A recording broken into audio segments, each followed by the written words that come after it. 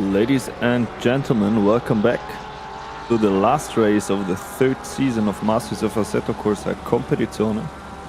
Today on Paul Ricard in France, and I welcome you to the stream. My name is Alex and I will be your host for tonight.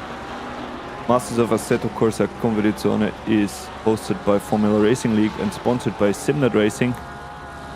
And I would like to welcome our first viewer in the chat, that is Tom. Tom, good to see you again. Today we will be on this LSD trip of a track with a lot of different funny colors, and the corners all look very similar. You can see the cars, that's very good. You have some game audio that is also very good. Let's see. The track temperature is 39 degrees and the outside temperature is 30 degrees, and we will start with the M drivers heading out for qualifying in a few seconds, and we will head over to the standings at the moment. Tom, I'm very happy that you're that involved. I think my audio for myself is a bit loud. All the cars screaming. Yeah, now it's better. So let's take a look at the standings. So for the pros in P1, I think unchallenged, we have Nico Veltman with 352 points, and behind him we have Benjamin Eck with 330 points. And that is due to the 2 races that he was missing and 1 drop round. So basically that's the reason. Even though that he won every race that he participated in, he is still in P2. And it's a 22 points gap, so technically I think they would have to be like six positions apart. Something like this to actually change the standing there. So for Nico Veltman a lot has to go wrong. Behind Benjamin Eck we have Amir Kasetarash in P3. Then we have Messina in P4. Also there I think changes are definitely still possible, because there's only 1 gap, 1 point difference, and also between Eck and Kasetarash it's only 4 points. So we'll have to pay close attention there.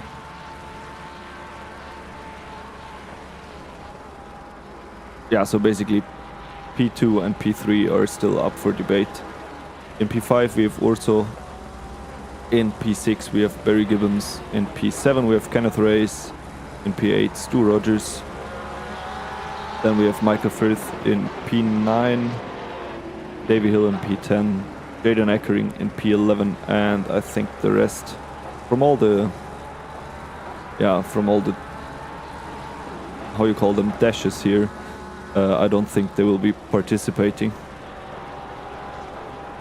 So let me take a sip of tea.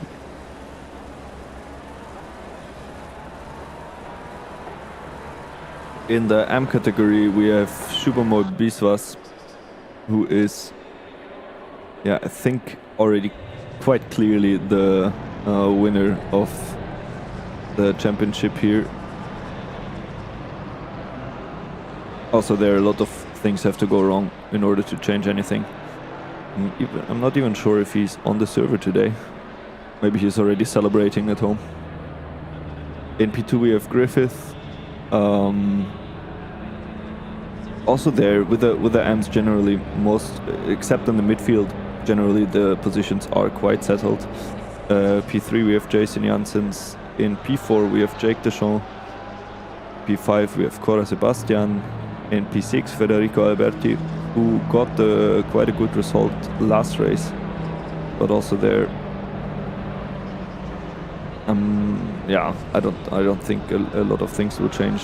Dario Brems in P7, Daryl Cole in P8, George Delirious in P9, Ibrahim Dickman P10. Then we have Jeffrey Janssens in P11, Anil Uchinciolu in P12, Giuseppe Messina in P13, Jürgen Verlinden in P14, Greg Lever in P15, Thomas Wong in P16, Lee Roll in P17, and then Harry Alexander. I think that is the... Yeah, he might be there on track today, but from the others I don't expect them to be there. You can see with all the disqualified here, that just means that the people withdrew their registration. Jason, good to see you also. Yeah, let's head over to the that track, and then let's see what's gonna happen today. And there we are. You can see some cars now. Now let's just get something interesting up on the stream here. First of all, we go like this. Wonderful. So on the left side of your screen, you can see the positioning now, and the AM drivers with the red number plates are out on track. And the first one, let's see who will set the first lap time. Take a look at Alberti, because I think he started in P1 in the last race, so there might be something interesting happening. Generally, on this track, the Honda, considering the balance of performance, with like minus 38 kilograms, is the, well, I wouldn't say the best car, but the one with the best balance of performance. But I don't think we have any Honda, so it doesn't really matter. No Honda on the grid today. And then we have the next, basically the most punished car is the Ford, obviously, for the top speed, which is very important here on the Mistral straight. That is, what is it, 1.8 kilometers long. So generally quite a technical track. It was built as a test track, so you basically have to approach every corner in a bit of a different way, so you can actually test cars there. That's what it was built for, but that makes setting up the cars also difficult, because you have to find a compromise between the corners and high speed, high top speed, and so on.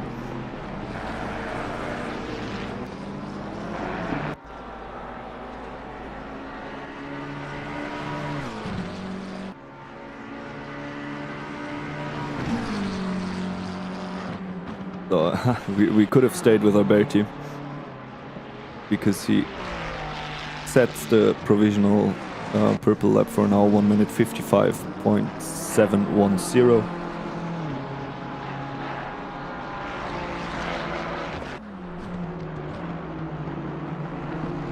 Which I think is a good lap, but I think there might still be room for improvement. Hi, King Phoenix. So the current top 8 car average on the track is 1 minute 51.98, and a 101% lap is 1 minute 53.10. Just so you have a reference. Obviously, we see the amateur drivers on track right now. So usually there might be a 1 second gap to the pros, I would say, from my experience of the last races.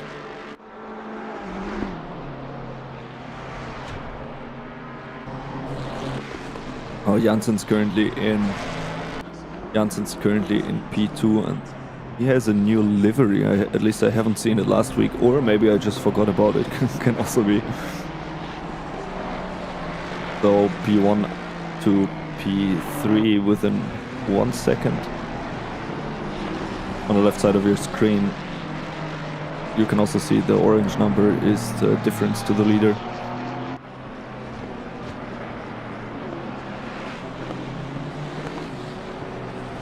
Yeah, but all of the drivers currently improving, so we have Alberti here with roughly half a second of improvement, now heading over the start-finish line. So now 55.3, tightly followed by Janssens, who's also behind them on track with a 55.327. And then Griffith with 1 minute 55.5.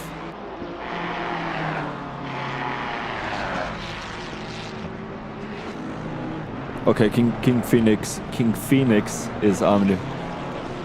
Good luck for the race, I would say.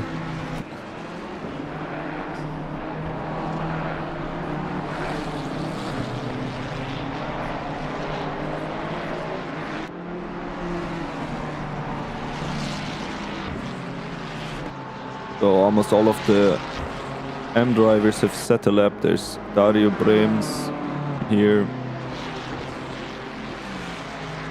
who I think I get it. I have a time from him, but it's not a valid time at the moment. Jansen's currently with a time improvement of 1/10. Yeah.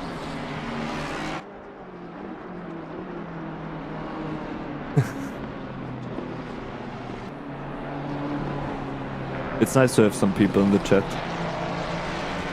Once you're actually here and watching it, you could also like on the stream, because that would push it a little bit for the algorithm. Oh, and I can see hearts. Wonderful. This is how I imagined it. Biswas also with half a second. Oh, no, actually Janssens might be more interesting here. Almost 1 second of improvement coming. Not sure, yeah, this was the last corner. So that will put Janssens into P1 with 54.46.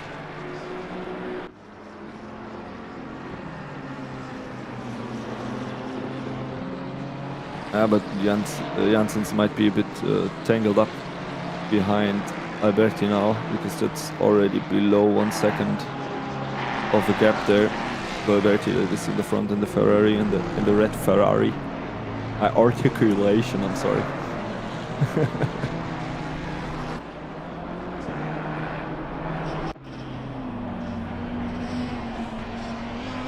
Also Biswas coming in. Yeah, he had half a second of improvement, now it's just a 10th. So he lost some time in the last corner.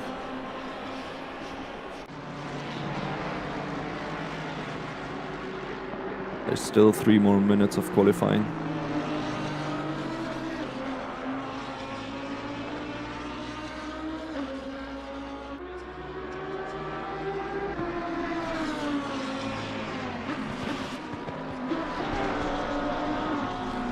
Yeah, Ricard sometimes is a bit difficult to figure out where you have to go, because in total there are like over 160 possible layouts of this track. So you can see places where basically there's a, like on the straight, for example, there's a chicane on the main straight that obviously now is not used, but it can be a bit confusing also as a commentator, because you're not actually sure on what road the people are driving. Also, it's very flat. I mean, people say that the track doesn't have any character. And I kind of agree with them. It was just like, you know, it was built as a racetrack, and that's it. No history like in Spa or something like this. No country roads that were used. Something like this, you know, a bit heartless. I mean, you cannot expect every racetrack to be like the Nordschleife, but I'll take a look at Biswas here. Half a second. Oh, actually 7/10. That would put him into P2 if I see. Yeah, that's P2 for Biswas.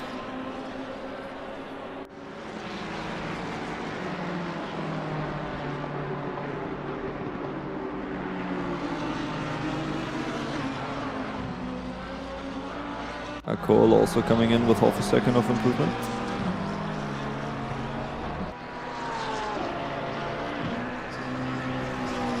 That's P6 for Cole. Now there's 50 seconds of qualifying left, so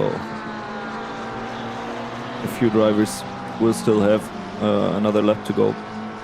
But for some of them on track at the moment, that is already the last lap of qualifying. There's Leroy. Maybe let me switch to this one, because I kind of, on the top left you can see the delta at the moment, which is something you cannot see in the other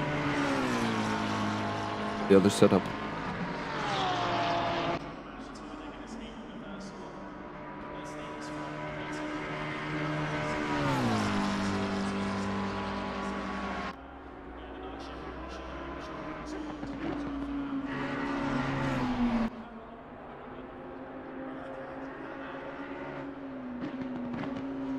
So the session for the AM drivers is now officially over, and the pros should be heading out on track.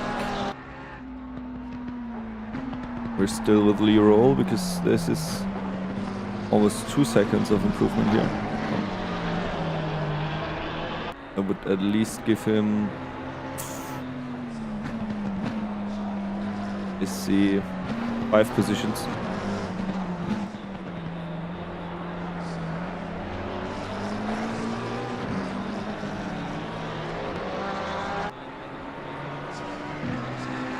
Yeah, and that is P9 for Leroy.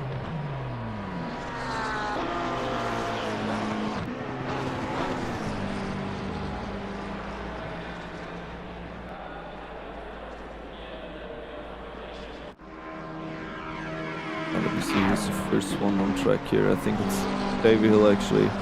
I will go for the first valid lap here, so we'll stay with him for a second. And I will just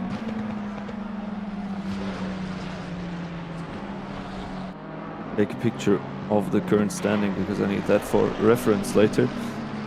For the AM drivers, we have Janssens in P1, we have Biswas in P2, we have Alberti in P3, Griffith in P4, P. Wong in P5, and actually there's Schmidt and Giliris that are still on track, but I think they will come back to pit soon, or they're just finishing their lap.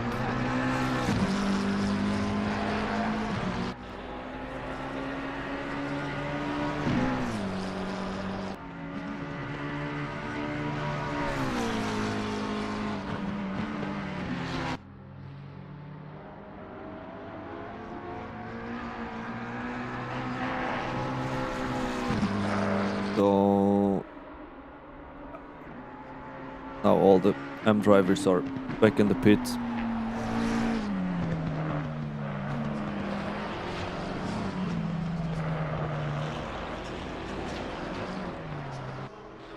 So we have exactly 10 pro drivers in this race at the moment, and in total we have 27 drivers.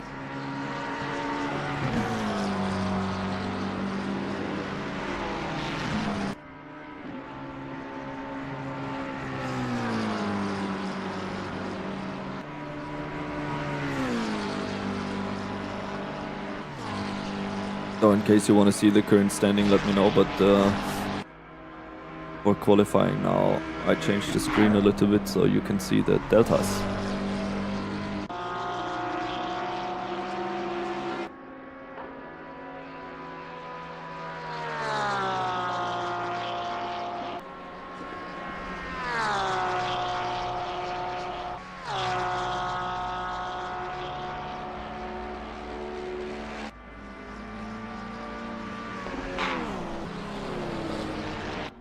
Let's see what's gonna be the first lap time of Davey Hill.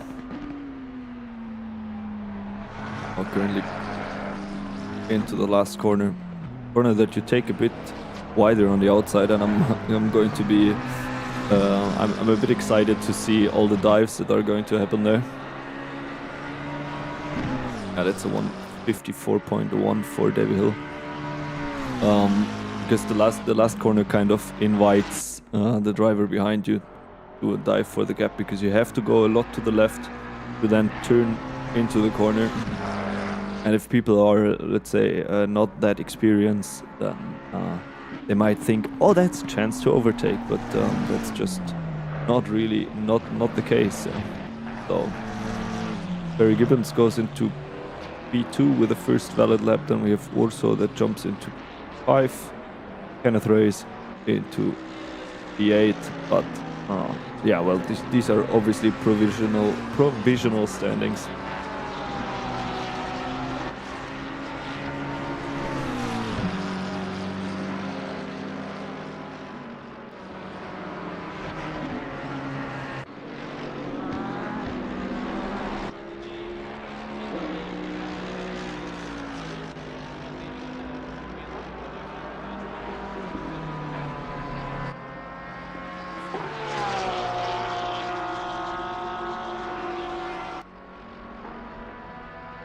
Yeah, now on the main straight, this is also something I'm going to look out for during the race. Because there is statistics here. Yeah, currently we have Janssens, the Ford, that is in P1 with the highest top speed of 286 kilometers per hour. Maybe throughout the race people change setup as well, but yeah, obviously it's important to go quick there, go fast. But on the other hand, after you end at the end of that very long straight, there are basically 3 right turns, and it's very important to still have the downforce there, because if you don't have it, then yeah, well, it doesn't really work. So also there, the compromise is quite important between top speed and downforce in the rear. Now Caceres with a 1 minute 53.7 got the purple lap and got the P1 there.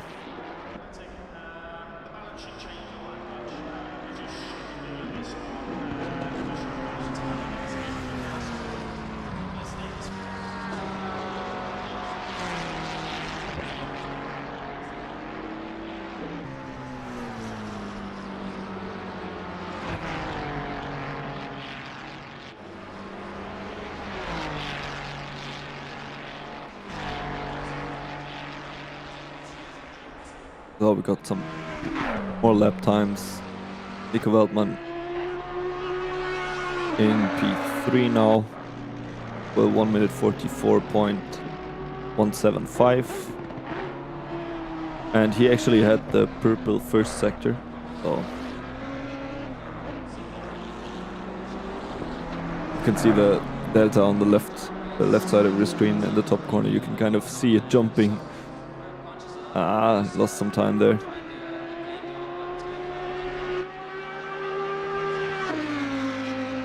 Also, the last corner before the main straight obviously is very important to carry as much speed as possible into the main straight. Not sure how the Audi is doing balance of performance wise here. Let me take a look at my paper.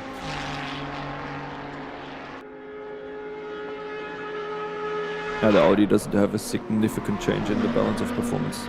-2 kilos, so nothing special, I would say.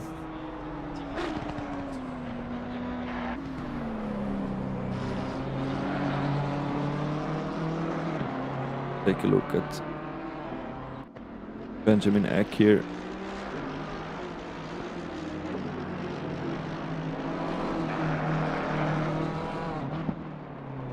Also looks like quite a good lap time.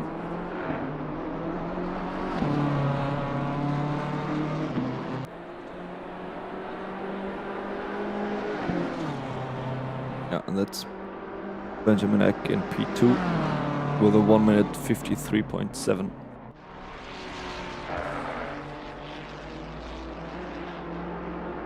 Even though Davy Hill is basically right behind him. Only 12 milliseconds of a gap between P2 and P3 at the moment.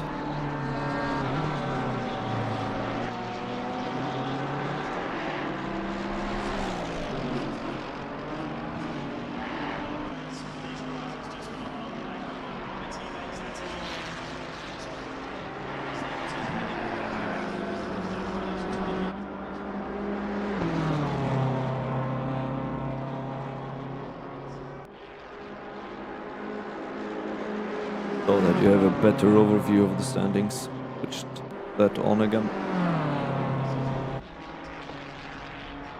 Michael Firth, who was a visitor in chat, I think for the last 2 races, is participating again this race.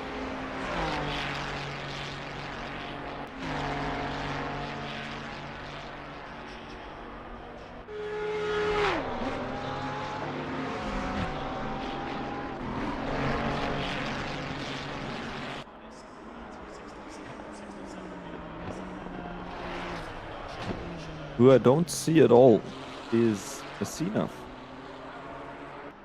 Where is Messina? He also didn't start in the last race, but I don't see him on... Ah, no, there he is. Oh, that's the young Messina, in the M category. So Messina is not taking place, and that is definitely going to lose him the position. Yeah, so he's not going to be in P3, and that at the moment for this, how the situation is right now, that will put Cassetto into P3. Well, no, actually, he is in front of Benjamin Eck, and they have a gap of 2 points, so it's the other way around. It would be Cassetto in P2 at the moment from how it is now. I mean, we're just talking about the qualifying, so a lot of... in the race, usually things happen, so this is not set. Nothing of this is set in stone. But yeah, at the moment, Cassetto would be P2 in the overall standing, and Benjamin Eck would be P3 in the overall standing.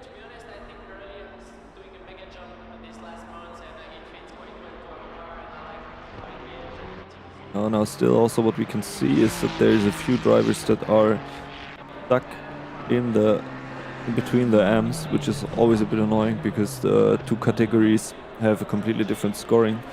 So that's Stu Rogers here in P11, Kenneth Reyes as well.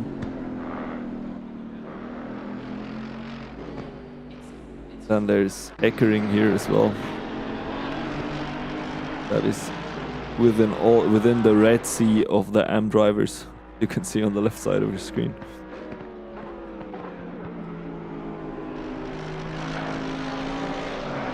So the qualifying session is over now.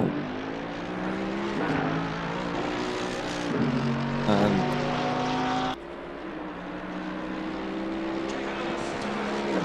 basically we only have 2 drivers that are out on track still. That is the 75 Kenneth Reyes coming into this very difficult right-hander here. You really have to find the right balance of brake and throttle, and you kind of have to commit to it a lot. I once had a very bad virtual crash there because there was just a car standing in the middle of the road, and I just couldn't turn any tighter. It was a bit annoying, but no. But at the moment, Kenneth Reyes still has a 1/10 of improvement on the clock, so that would definitely gain him some positions. Yeah, that should put him into P7. And that's P7 for Kenneth Reyes, and that's the qualifying session over. Wonderful. Wonderful. We are almost ready for the race.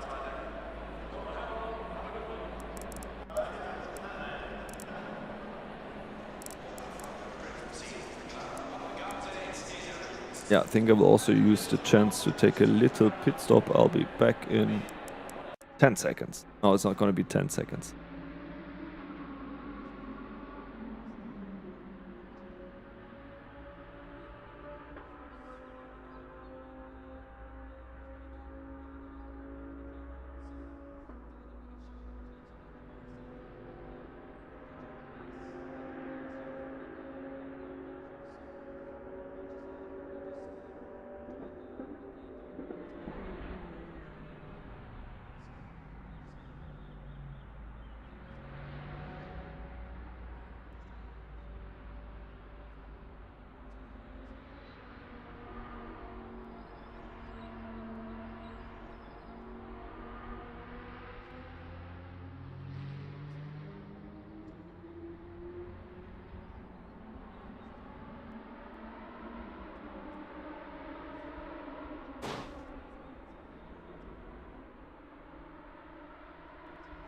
And I am back. I'm sorry, guys, but I think this was necessary before this 1 hour race. So let's take a quick look at the grid here. I had way too much coffee this afternoon. Yeah, let's go. So we have Cassettarush in P1. Always the same. Like there's no proper camera perspective that can actually show you the drivers, at least not with this software that I am using. So we have Cassettarush with a Formula Racing League livery in P1. You can see him on the right side of your screen. Then we have Benjamin Eck in the yellow BMW there behind. Maybe the helicopter cam is a bit better. Then we have Davy Hill on the right side of your screen. The second car, then Michael Firth, so alternating between right and left. In P4 we have Nico Veldman in the red and black Audi that you can see there. In P5 we have Jason Janssens in P6. Then we have Kenneth Race in P7. That is the white AMG in the right column there. Then we have Barry Gibbons in P8. That is the blue and white McLaren there. Then we have Jen Urso in P9. We have Shubamoy Biswas in P10. We have Federico Alberti in P11. That is the red Ferrari there, roughly halfway across the screen in the right column. Sorry. Then we have Stu Rogers in P12. That is the purple one there, the purple car there. Then we have Griffith in P13. We have Wong in P14. We have Schmidt in P15. We have Eckering in P16. Then we have Cole in P17. Galiris in P18. Maybe now when they start rolling it is actually going to be a bit better to differentiate the well, the camera is jumping around quite a bit, but we have Leroll in P19, Dario Brems in P20, Sebastian in P21, we have Jake Deschamps in P22, we have Dickman in P23, we have Van Gouwenberg in P24, Lever in P25, that is the Ford there with a red stripe in the middle of the car. We have Jeffrey Janssens in the McLaren behind, and then we have Yuchin Chuolu in P27, and we have Messina in P28. That is Giuseppe Messina.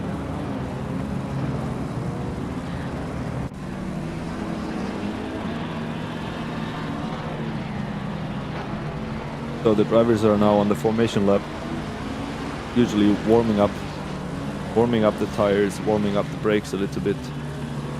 Generally the temperature on track is very high with 40 degrees, so I hope that the drivers also set up their brake ducts accordingly, so the tires don't overheat too much, which then obviously changes the degradation and then the grip levels, and then you basically lose lap time.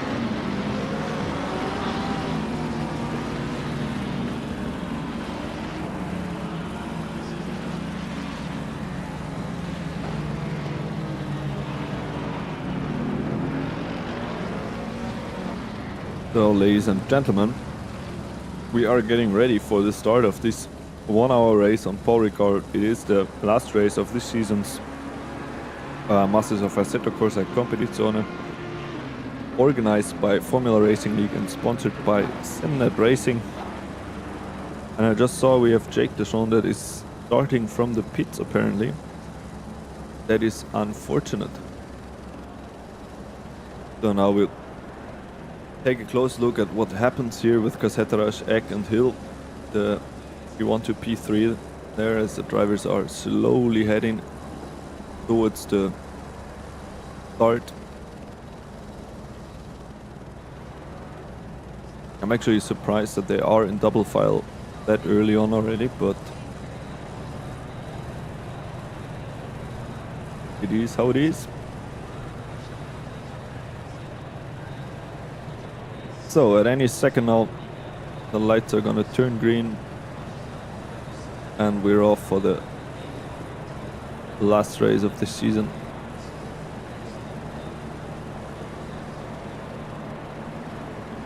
And here we go.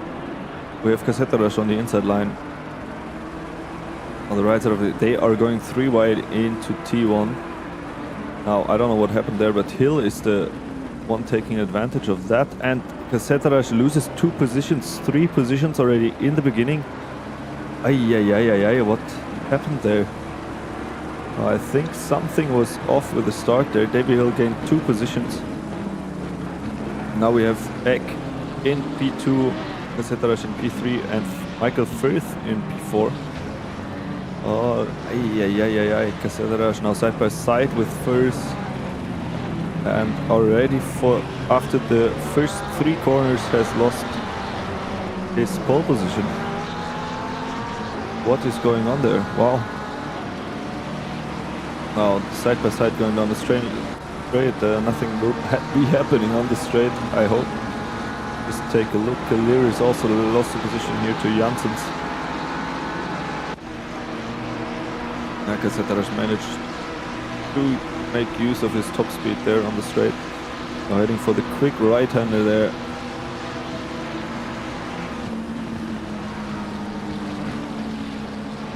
Still he has Michael in front of him, Michael Firth. But already Davy Hill and Benjamin Eck with a significant, not a significant gap, but Michael Firth in P3 is at the moment almost 2 seconds behind.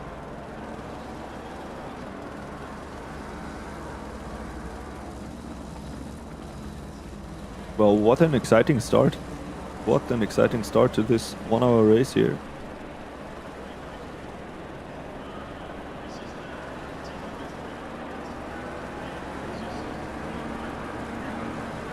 So that is Davy Hill.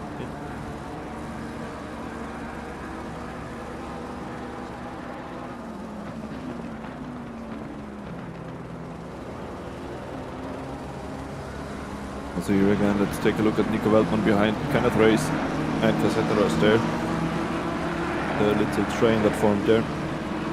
That is P8 until P4, even though Janssens is not in the same class.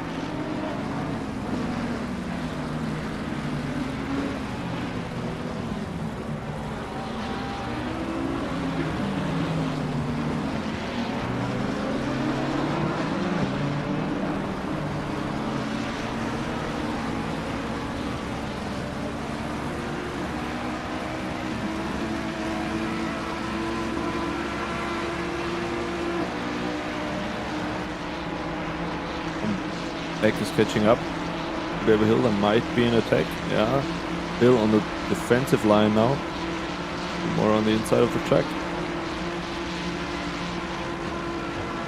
But manages for now to keep the position. Cassettaraj also managed to overtake Michael Firth. So it is not looking as grim as it was one after the start of the race, because that was quite a thing there. Cassettaraj lost 3 positions now. No, not as bad as it looked. Now we have someone Just looked like someone disconnected from the server a second ago.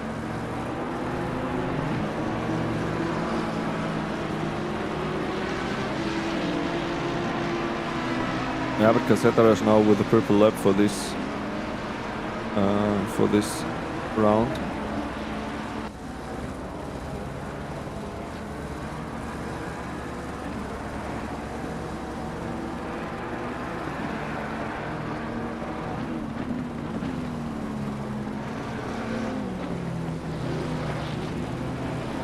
Yeah, Eck is on the heels of Davy Hill here. Davy Hill with a very good start managed to slip through in between Caseta and Eck and is now in the lead of the race.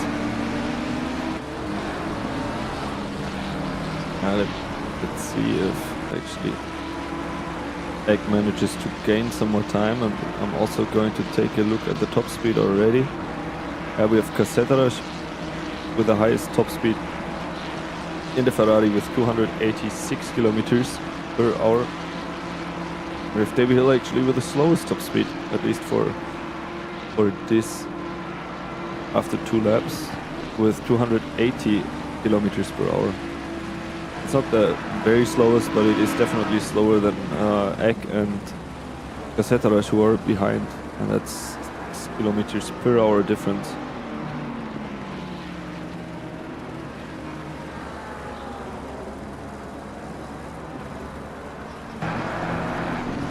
Kenneth Brace attacking Nico Weltmann in the back.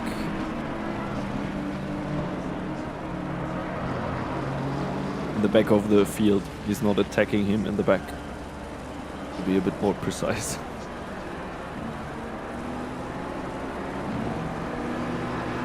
What happened to Micah Firth?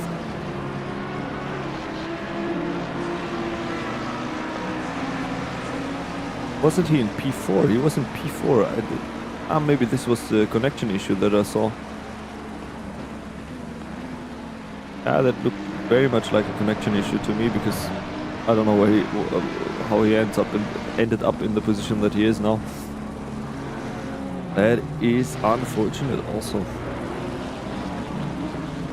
So for now we can take a look. Caseta at the moment with 1 second, 1.3 seconds behind Eck, and we can kind of observe if he's going to close in this gap in the next minutes.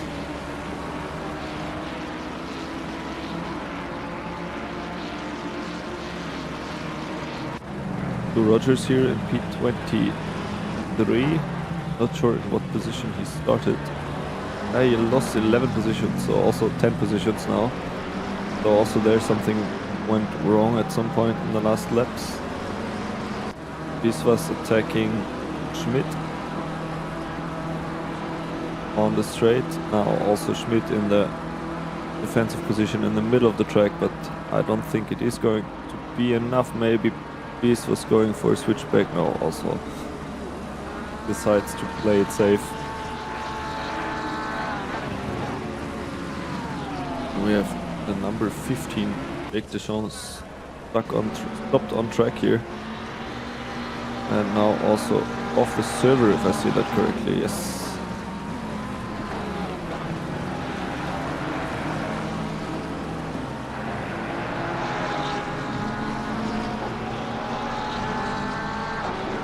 Yes, already this lap, the Seterash was 2/10 quicker than the 2 drivers in front.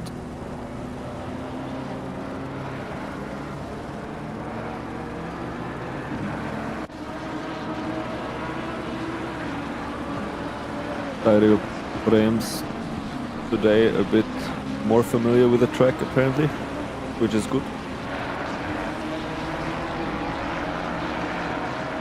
Well,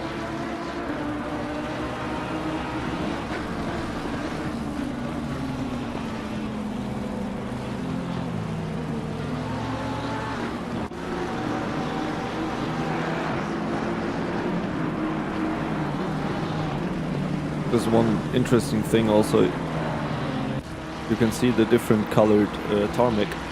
Like you have the blue color there, and then you have the redder color. These are different kind of grip levels. And this is again the battle between Eck and Hill. Eck now trying the switchback, but not enough speed. There's not enough speed. Now maybe also the one that is capitalizing on this is obviously Casetaras, because he has a clear path in front and the two drivers are losing time in front of him.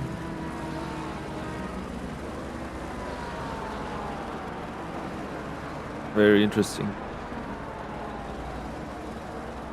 Because during the constructions and also I think it was the renovation, they opted out of using gravel there and having this tarmac runoff areas instead, but they have a very, very high grip level, so the cars can still slow down efficiently. It's like abrasive tarmac or something like this.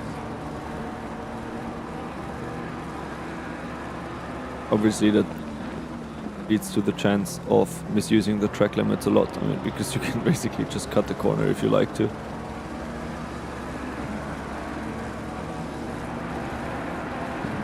Yeah, but Casetaras is catching up now, only 7/10 behind the two. And I guess towards the end of the lap, as we saw in the previous lap, maybe after the straight, they are going to end up all together. But for now, we're going to take a little look into the cockpit of Benjamin Eck here on the main straight. I think here we can see how this 7 kilometers per hour difference slowly closes the gap. And we are going to go... Oh, where is he going? Different approach than last lap, and we are going for the helicam, so you can actually see what's happening. They're very tight racing, but that was not enough.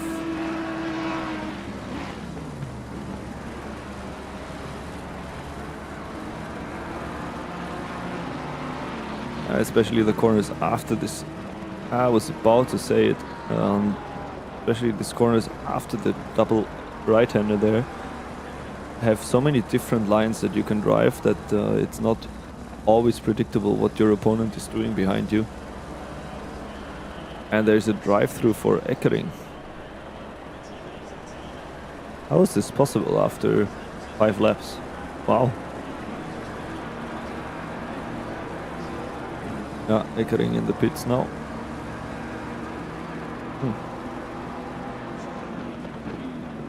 Now we will still stay with this leading group here.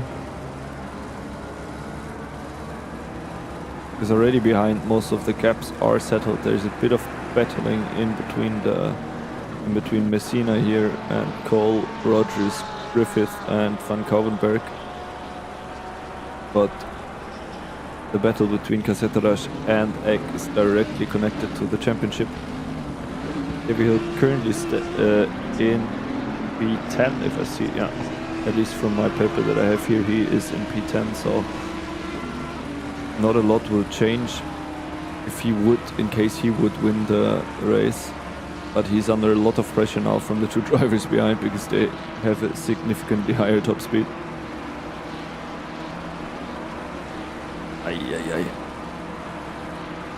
Casetaras on the outside, and now where will Eck go? Will stay behind. A lot of negotiation there. Everybody tries to find the space in that corner to not lose too much time, but also be safe and not collide. I mean, there's still 47 minutes to go.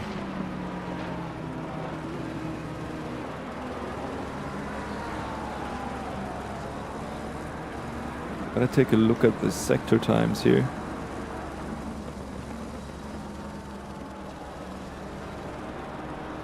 Because I don't know where David Hill finds the time. Yeah, he finds it in the 3rd sector actually.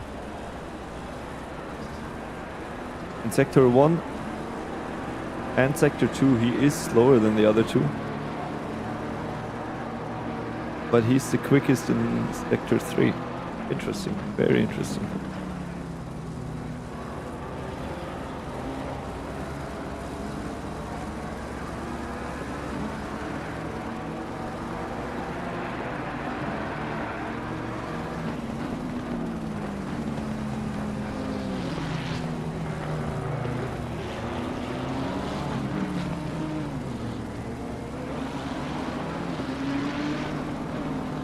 Casetaras, I get the impression that he is he's patient. He's very patient, patiently waiting for what is happening there. And now let's take a look into his perspective as he's closing up to Eck and Hill. But as they go side by side now, Eck a bit boxed in there.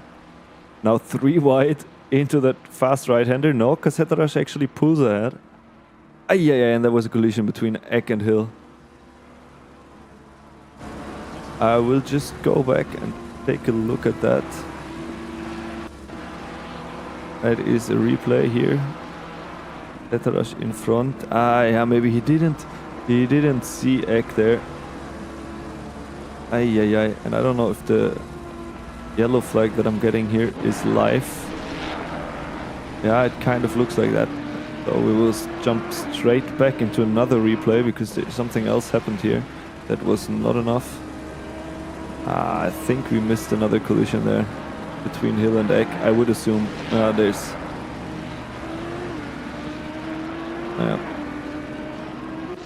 So, change of position. My software is not updated yet, but I think you can see it correctly on your screen. Yeah, exactly. We have Casetaras in P1 now, after there was a bit of a collision. Then we have Nico Weltman in P2, Kenneth Race in P3 now. Who apparently, Nico Weltman and Kenneth Race, both of them profited the most from this collision. Benjamin Eck in P4, Davy Hill in P5 now. Well. Interesting. So now... Sorry, I was just focused on the wrong screen, but... Eck just passed Kenneth Race, even though my software doesn't show it. Interesting.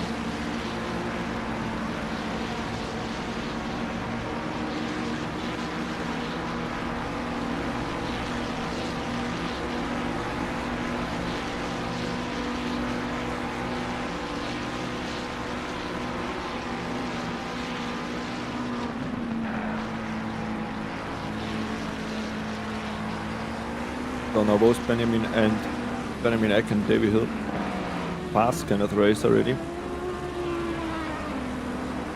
But I'm not sure how hard the collision was between the two earlier on.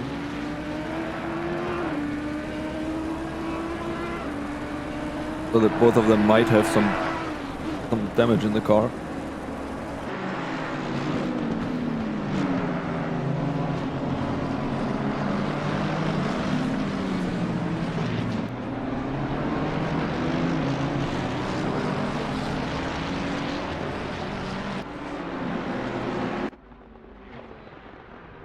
And we have a drive-through for Kenneth Race. I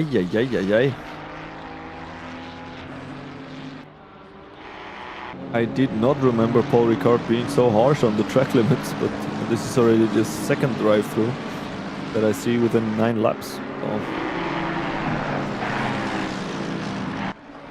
this was here on the heels of Alberti. That is the fight for P2 in the Amateur Championship.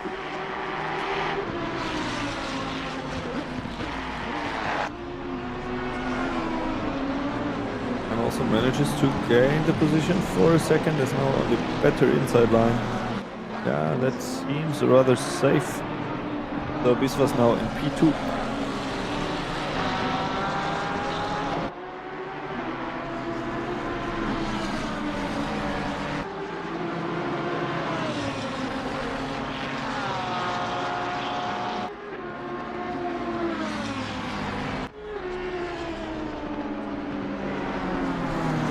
Let's see if it is going to be. Yeah, it is usually true. I completely forgot about it. What happened here to Nico? Let's see. We just had a yellow flag from Weltman. Apparently was not. He lost the rear there. In the double right-hander, and that cost him He was just in P2. That cost him 5 positions. Wow, what is going on today? Everybody is on edge. Now we have Eck and Hill behind Cassettarash again. Kenneth Race with the drive-through. Now Cassettarash with 9 seconds. 9 seconds of a lead, 9.2 seconds at the moment. So now the, how you say, the tables have turned, no? I always forget that how the turntables is actually the wrong version of the saying. And now we got Eck and Hill hunting Cassettarash. Before we had Cassettarash and Eck hunting Hill, so.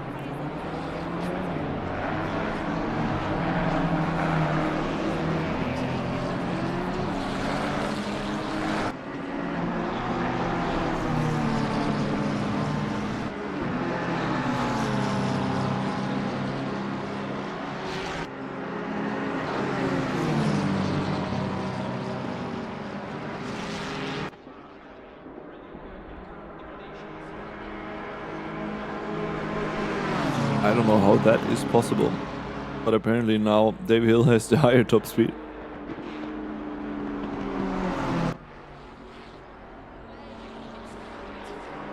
It was just a slipstream, I think, that gave him a bit of an advantage there. But so far, also I don't see Benjamin Eck with any significant damage, at least nothing visible in the top speed on the straight.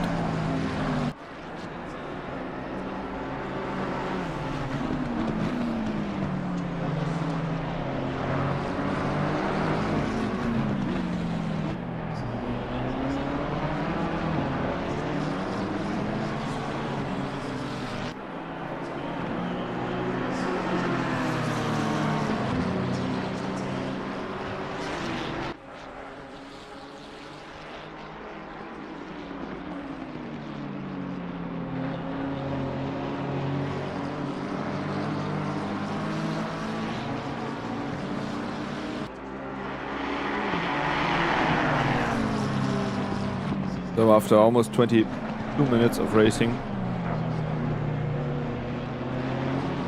I'm expecting to see the first cars coming into the pits in the next 5 minutes. All the drivers have to do 1 mandatory pit stop with 25 seconds of refueling time there. So it kind of looked like Hill was starting to overtake Eck, and I don't know where he finds the time in the first sector, but now they're side by side. I'm gonna go to the helicopter because it is actually Eck that is dominant here on the straight. And now again side by side into the quick left-hander. Eck hanging back a little bit, and that is Hill in P2.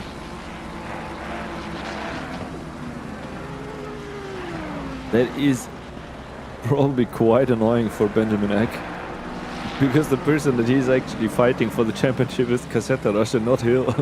And now he has one car in between him.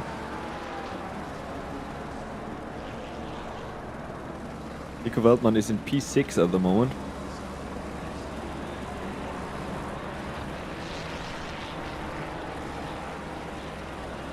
Me and my calculations, yeah.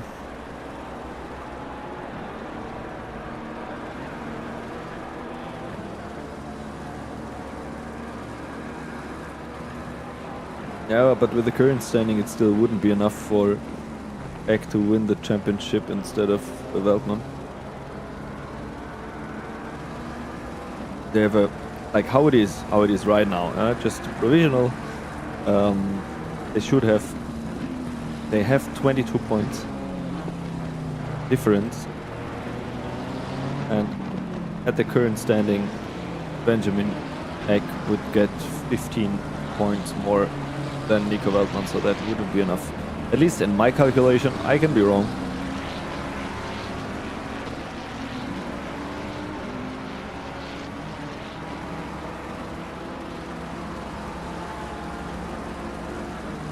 But jumping ahead one position, so if Benjamin Eck is in P2, then it might get more interesting.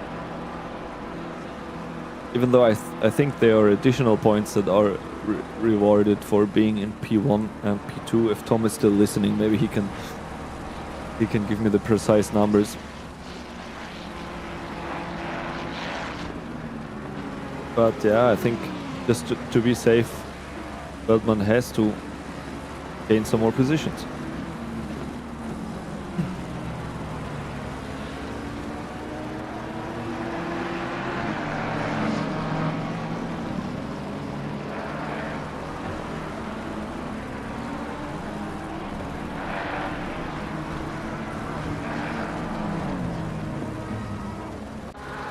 Now let's take a bit of a look into the back of the field. Leroy closing the gap to Dickman.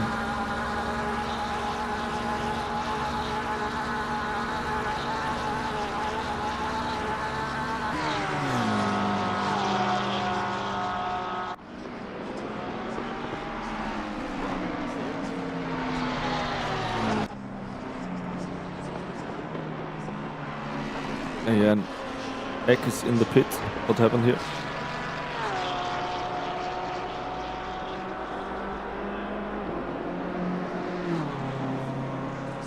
After 26 minutes, yeah, it could be could already be the pit stop.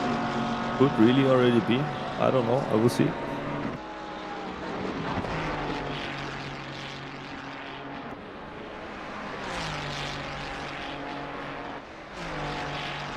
Yeah, that was the regular pit stop of Eck.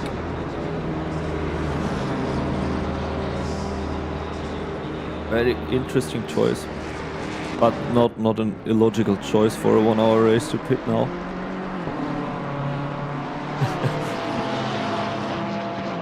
Oh, yeah, that kind of looked like a bit of trouble there on the pit exit, but actually it wasn't.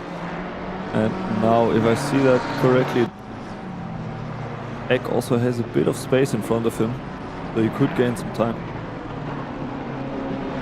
It's funny how a few minutes ago I was like, yeah, I wouldn't be surprised if in the next 5 minutes we see someone going into the pits, and then I'm like, what happened here? Someone is going into the pits. So also Cole now, and Schmidt I think is also exiting the pits right now. Yeah. So now the left side of your screen in the standings, you will see people basically getting rid of this little number 1 that is written there and getting a green square there, as you can see with Benjamin Eck there.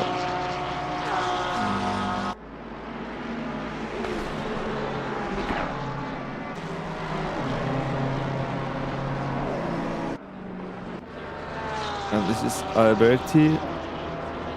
I'm not sure what happened there. Was he?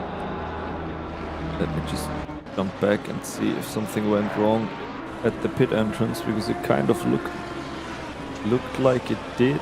No, it was just my software giving me a yellow flag where there was no yellow flag. So Alberti now also in the pits.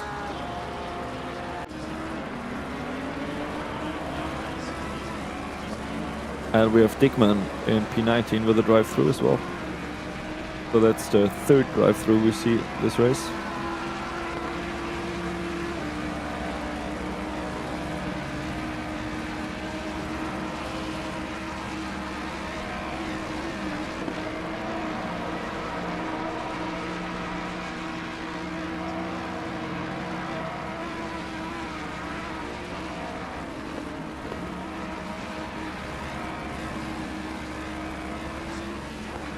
And again, now we have the situation that actually Benjamin Eck, that is now shown here in P16/P18, depending on, on what screen I look, is actually in P2.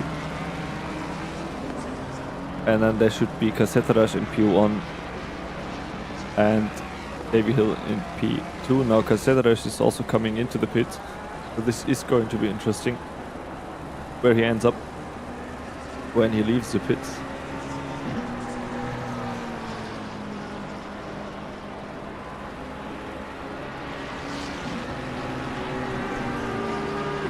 I think he will still be in P1. Hill is still out on track.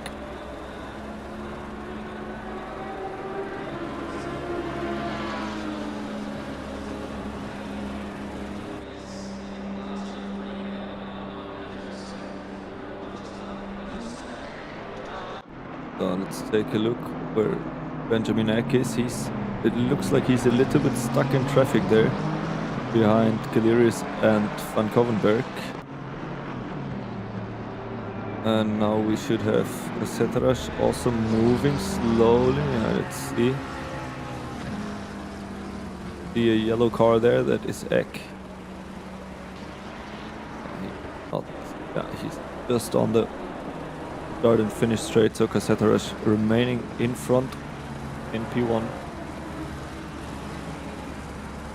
Benjamin Eck currently in P12, technically in P2, until David Hill goes into the pits.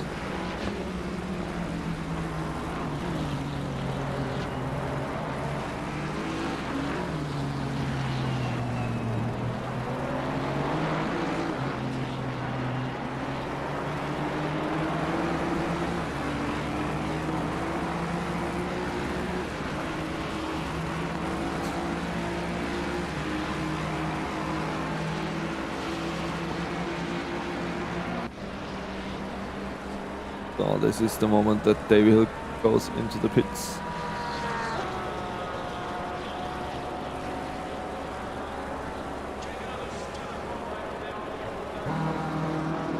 Yeah, Eck has plenty of space in front of him. Also Seterash seems to have a free track, so at least no disturbance there by the pit stop. Now David Hill. Take another look at him in the pits there.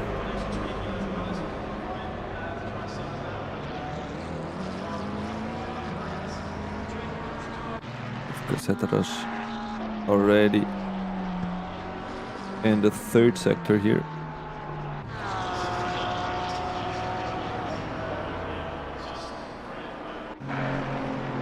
Van Eck also in the third sector. Seterash now on the start-finish straight. Hill should be moving any second now. Yeah, and he's moving.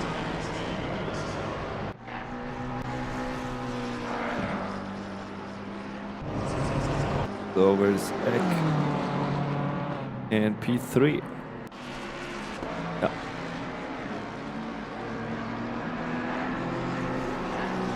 So now with a gap of 1.2 seconds. Actually not that much. Oh, and with a drive-through. Benjamin Eck with a drive-through, and that is most probably... Yeah, he lost his chance to win the championship with this. I mean, Veldman is in P... What is it? Should be 1, 2, 3. Is in P4, but I think this is not recoverable for Eck. Ah, what a pity. What a pity. I don't know where he picked it up. It must have been in the, basically in the first...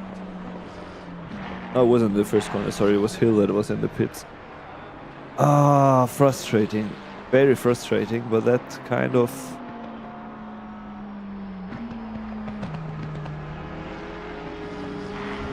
Yeah, that solves the battle for P2.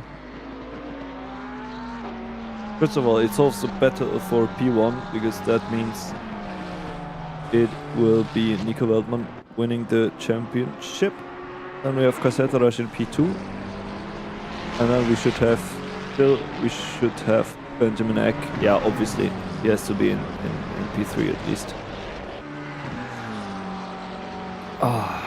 Well, I guess that settles it. I mean, it's still things can happen.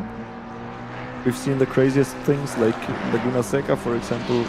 Nico Veldman was in the lead and he got taken out in the corkscrew in the last lap, and he was very clearly P1 for the whole race, if I remember correctly. So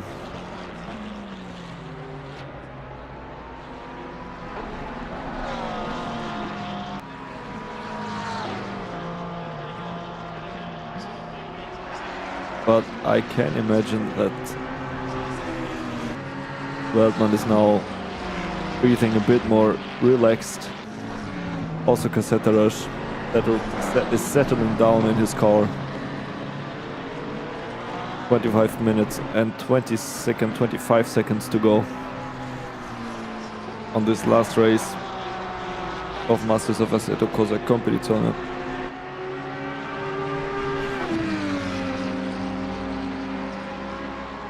Barry Gibbons now also under attack from Nico Veltman. Take a look here.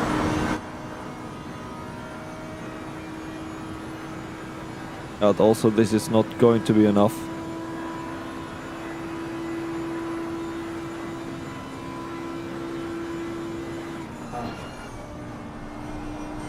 And Cassettarash has just officially taken the lead of the race again, even though that Stu Rogers still needs to go into the pits.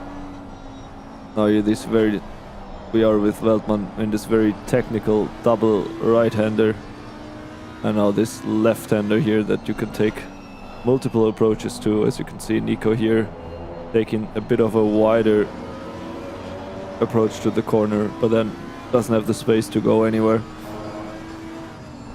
Also here, what I mentioned earlier.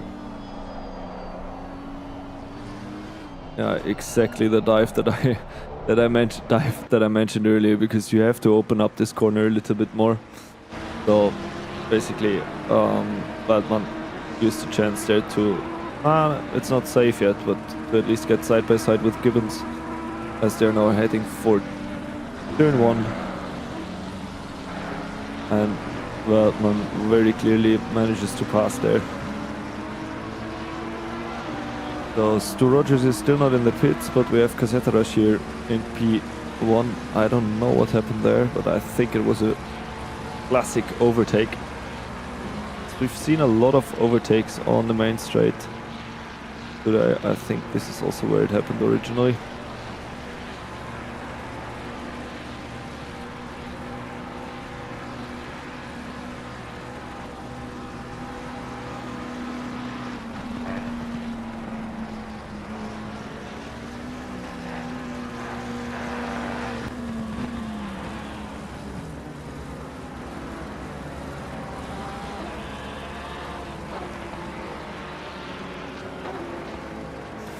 Well.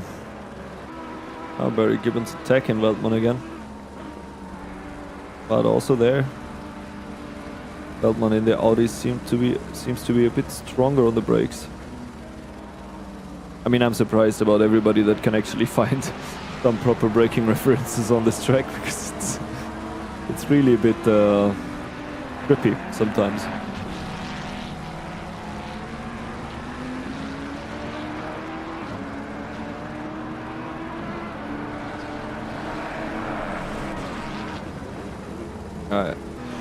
Benjamin Egg now coming to serve his drive-through penalty. And that will set him back, I don't know, 4 positions probably. That's the sound I make when I'm calculating. Yeah, I think he will end up in P11 or 12. Frustrating. No. Is P8 or this was still passing him? P9. Yeah, P9. The sound I made during the calculation didn't really help. The calculation was still wrong.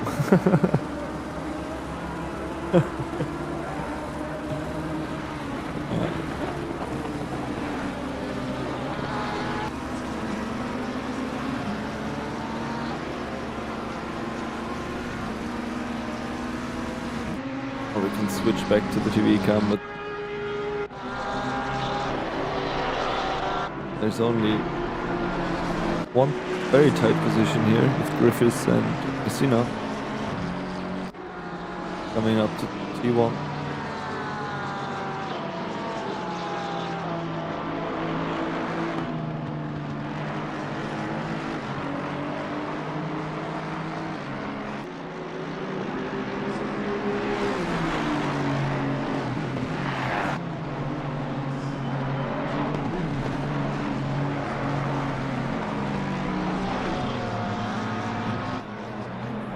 It's a pity that Griffith is in the back here. You hear the Germans struggling with the TH every time. Griffith. Sorry. It's a pity that he's back here in P18 because he is P2 in the championship. And then there's Biswas, who is... Oh, there's Janssens, who is P3 in the championship. And currently, it looks like... Oh, sorry, I just hit my elbow. Currently, it looks like if Janssen stays in this position, he will get 66 points. And then there's Griffith, who is in the 1, 2, 7, 8, 9 in P9. And in P9 he would get 36 points. And they have a gap of, again, my brain calculating. No, I'm just going to take the calculator. You can let me know in the chat if I miss anything important, but the standings for the championship might actually be quite interesting, so...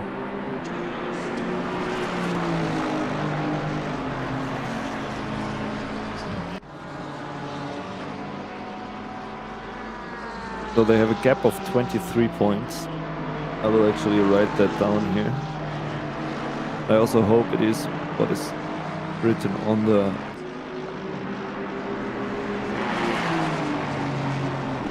No, it is not what is written on SimGrid. I have a bit of a different cheat sheet here.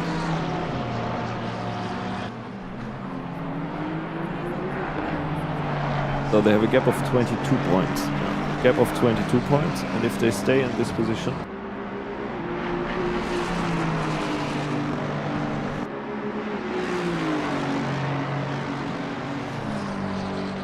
this will be 30 points plus for Janssens, which would mean that he would lose P2 in the championship.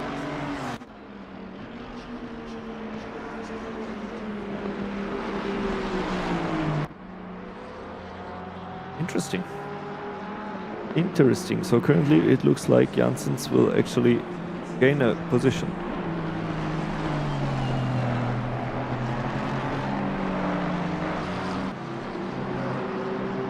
Very, very interesting. So, Assetto in P1 still 17 minutes and 30 seconds to go.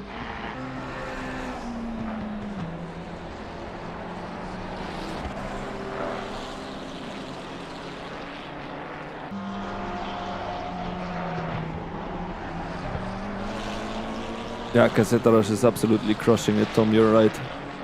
You are absolutely right.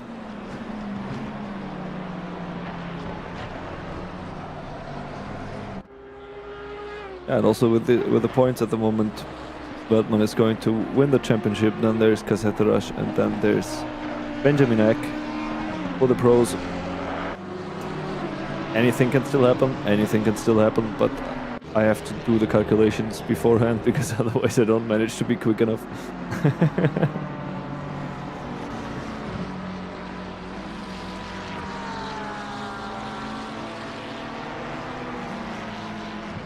Van Govenberg with a drive-through. That should be drive-through number 5 that we see this race.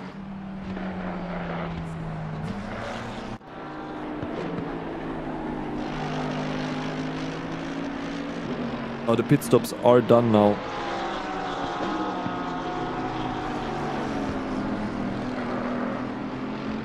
David Hill will also stay in P10 in the championship.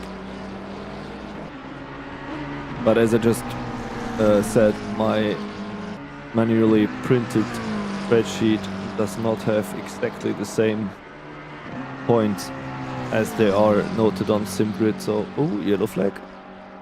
Yellow flag by Dickman. Take a look there. That was not long enough to see what happened, but he was stuck in the middle of the track, that's for sure.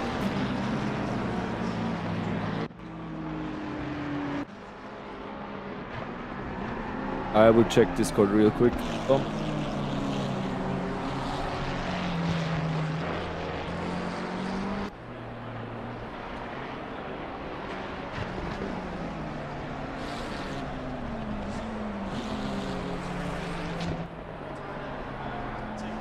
Yeah, as we're looking at the Formula Racing League livery here, Formula Racing League has reached 10,000 subscribers on SimGrid.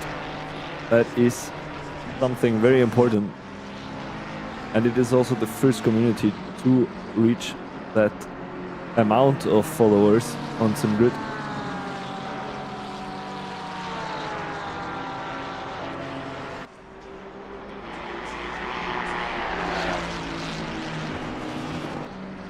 Probably the best.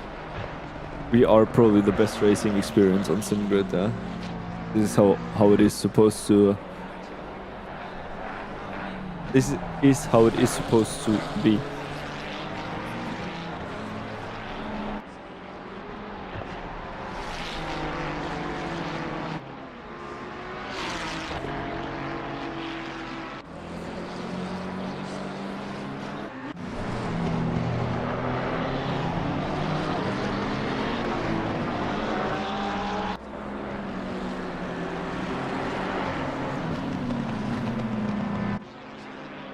Assetto is still crushing it. 1 minute 53.9 is the quickest lap. That is 101% time almost. More right between a 101% and a 102% time. So that is how it should be for a pro driver.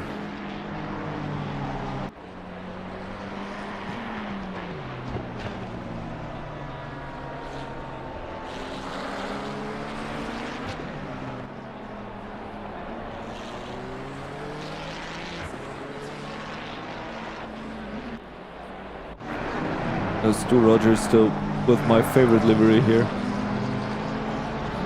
Hunting down Dario Brems in front in the pink and, well, what is it? Light blue BMW.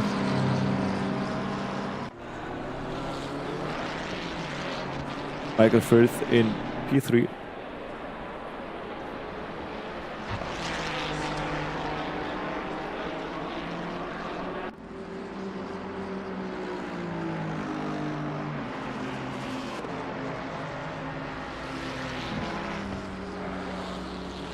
I'm still keeping an eye on Janssens and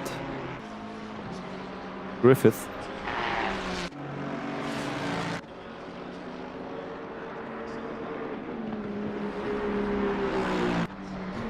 Griffith in P8 at the moment.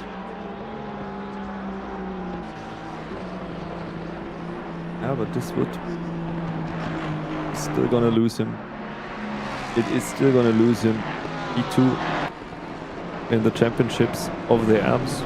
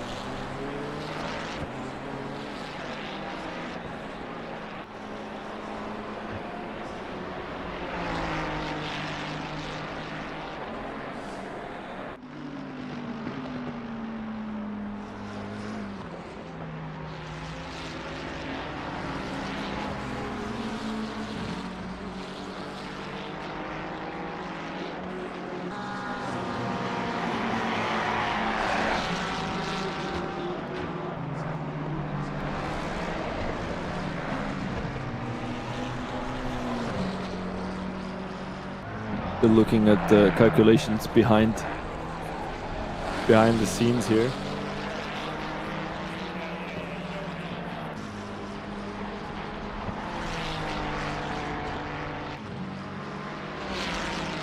We are drawing closer and closer to the end of the race and the end of this season.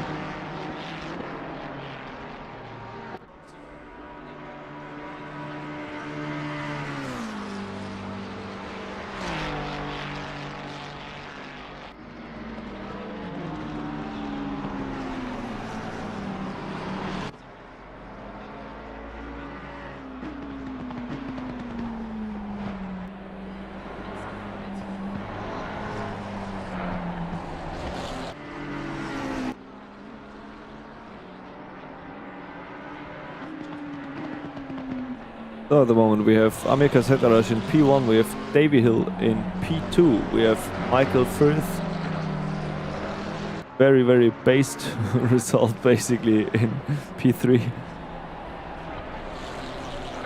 Nico Weltman in P4, followed by Barry Gibbons in P5. Then Jason Janssens currently leading the M category and in my calculations also gaining a position in the overall standing into P2 of the M drivers. Then we have Benjamin Eck, who lost a lot of positions due to a drive-through penalty. Then we have Shubhamar Biswas, who is undisputed #1 in the M driver category, currently in P2 of the race. Then we have Jen Urso in P9, Kenneth Reis in P10, Federico Alberti in P3, Dylan Schmidt in P12, Dario Brems in P13, Cora Sebastian in P14, Stu Rogers in P15, P Wong in P16, and then we have Griffith in P17. Griffith, who is currently in P2 in the overall standing, but will probably lose these positions to position 2 Janssens at the end of this race. All provisional because my calculations could be wrong, but that is as far as I can understand them.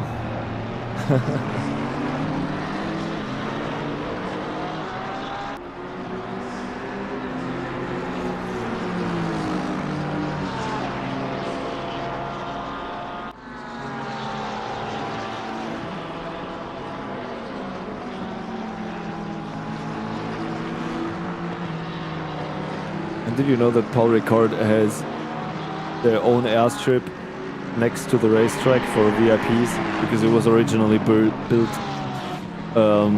like that also. At first there was the airport built, and then they were like, okay, let's build a racetrack here. That's what they did. But that's also why it is a bit on a plateau, and it is very flat. There's like, you know, last week we were in Australia. There was like a maximum elevation change of, I don't know, 100 something meters. I don't remember what was the elevation change in Bathurst. I should remember. Wait, I have the paper still here. Yeah, it was 174 meters of elevation change, and now Ricard, I haven't even seen any elevation change mentioned anywhere, so it's like, yeah, half a meter maybe. Actually, in T1 it goes up a little bit and then it goes down again in Sector 1, but oh well. Kenneth Reis with a drive-through. This definitely has been the race with most drive-throughs of the season. Yeah, you can very clearly see Griffith taking a little bit of a different entrance into the corner. I think it should be corner 10, but then on the exit of corner 10 this time he has the space to go side by side. Or is it just, yeah, was well defended by Wong, but not well enough, I would say. So Griffith gaining a position, which might actually turn out to be vital. It's currently 1, 2, 3, 4, 5, 6 in P7.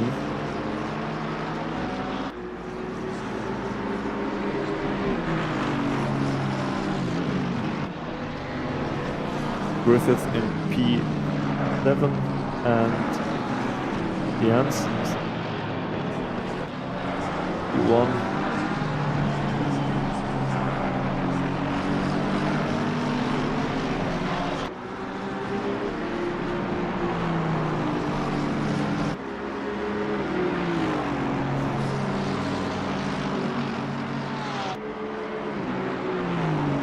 And that is only a 24 points gained for Griffith in this situation. Sorry, for Janssens, but would still be enough as they have a gap of 23 points. So basically, if Griffith manages to gain one more position, which I don't believe is possible in this 4 minutes 10, then he would be in P2 again.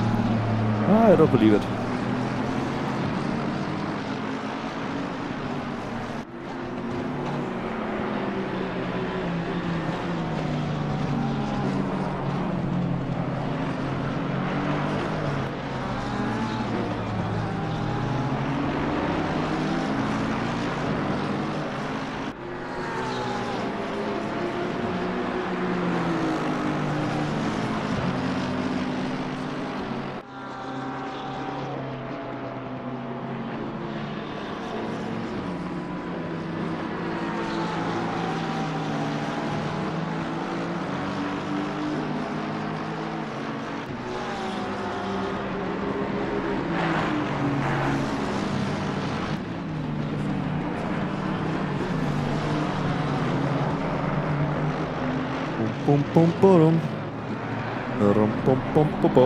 So 3 more minutes to go this season.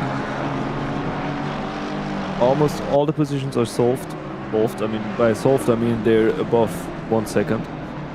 Now there's only Egg still hunting down Janssens.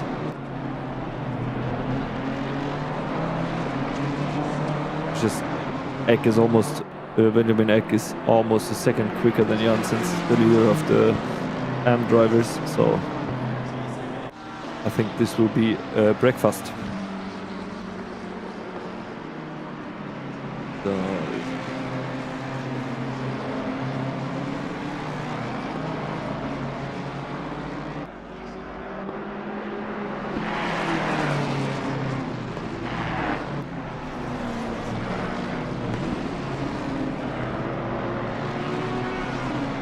there is a yellow flag by who?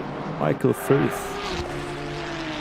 And there is another drive-through for Thomas Wong. Yeah, it was Thomas Wong.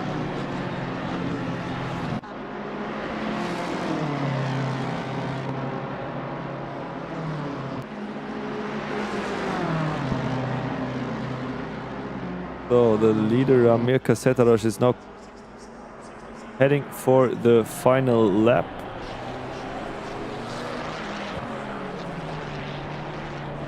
So this will be the final lap of Masters of Assetto Corsa Competizione, the 3rd season, organized by Formula Racing League and sponsored by SimGrid Racing.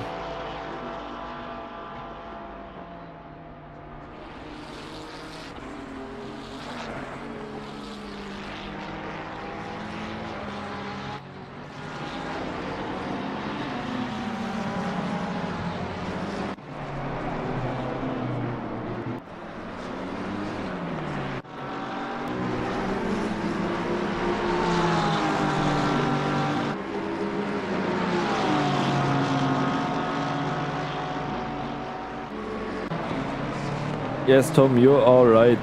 Benjamin Eck will be in pain, trapped behind an AM driver, but there's also nothing that he can still do to win this championship or solve any of the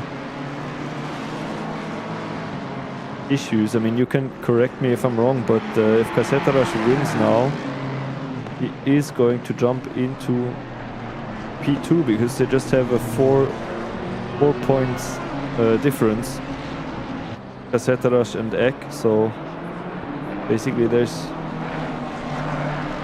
means Benjamin Eck will be in P3, Casetaraj in P2 and Veltman in P1.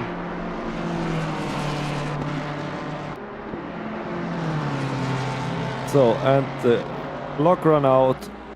Let's take a look at Casetaraj. The driver with the Formula Racing League livery also winning the race is quite a nice picture, quite a nice sign. So, and that's it. The race is over. The next one coming in is David Hill in P2. And we have Nico Veltman still on the approach here. The winner of this season.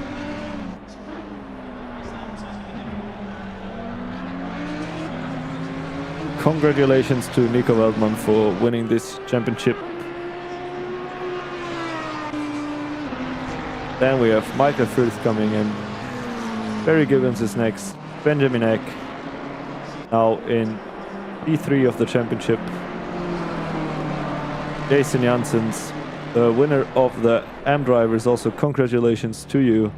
Then we have Shubhamal Biswas, the winner of the season for the AM drivers. We only have winners here. Yeah. Then Urso now coming in P9. Then we have Federico Alberti still heading for the last corners here in this red Ferrari. Also outstanding driving this season.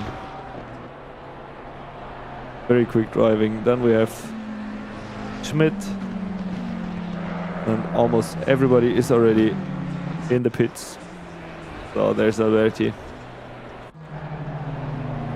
And Schmidt. Looks like he's a little bit slow. He still gets overtaken by someone. Oh. Maybe Brems just managed to snatch a position there. And that is the rest of the drivers coming into the pits. So, as I said, congratulations to Nico Veltman, the winner of this championship. Then we have Amir Casetaraj in P2 of this championship, Benjamin Eck in P3 of the pro drivers. Then Shubhamal Biswas, who wins the championship for the amateur drivers. Jason Janssens, if my calculations are correct, is P2 for the AM drivers. Then we have Griffiths in P3 for the AM drivers, and these are provisional standings. Congratulations to all the drivers, and see you next time. Don't see you next week, but maybe next time. It was a pleasure to do the commentary for you, and have a good evening and a good time off. Ciao, ciao.